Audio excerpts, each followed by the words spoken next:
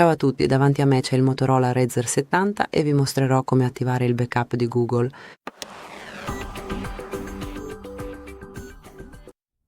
Per prima cosa aprite le impostazioni, poi trovate e selezionate Sistema e qui noterete Backup.